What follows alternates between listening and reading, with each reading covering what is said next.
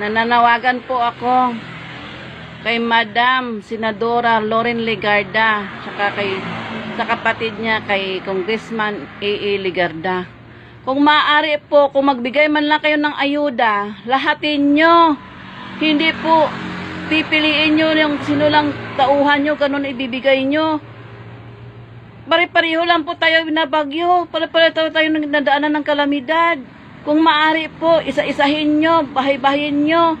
Kayo mismo, ang inyong propaganda sa amin, diretso sa tao. Hindi diretso sa tao. Diretso sa tauhan ninyo. Kung maaari po, pakilang po, para walang magulo. Magulo po ang inyong patakaran.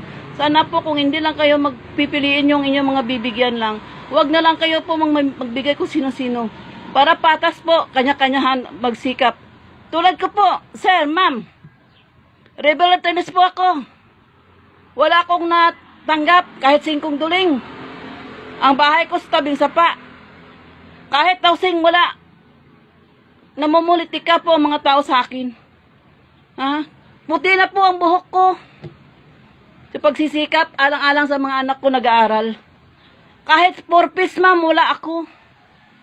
Puntahan nyo bahay ko dito sa may public market Palma, Barbasa, Antique. Puntahan nyo po, ma'am, ang bahay ko. Squatter area lang ako, ma'am. Magulo pang lupa namin. Kung maaari lang, ma'am, nakikiusap lang ako. Ang mga ayuda, kung pwede lang, patasin nyo. Pantay-pantay nyo ang pagbibigay sa mga tao. Hindi na, kung sino tauhan lang ninyo, yun lang bibigyan ninyo. Tingnan mo mga tao, puro reklamo dito, reklamo doon. Oh. Ako, ma'am, hindi na nagreklamo kasi, alam mo kung bakit? Pinipersonalan nila ako. Hindi na ako, ma'am, hindi na ako ma'am. Na kahit, ma'am, dumating ang PTF LCAC dito sa Barbasa, Antique. Puro na pangakuan kami ng politiko. Hanggang ngayon, ma'am, puti ng buhok na, oh, ma'am, puti na. Kakakaantay kung munang wala. Nasaan na? Kung maaari, ma'am, Loren Legarda, nakikiusap ako. Sana tulungan mo kami mga rebel attorneys dito sa Western Visayas, Antique. Makaabil man lang ng mga programa ng gobyerno. Kayo ang aming kayo ang aming utusan.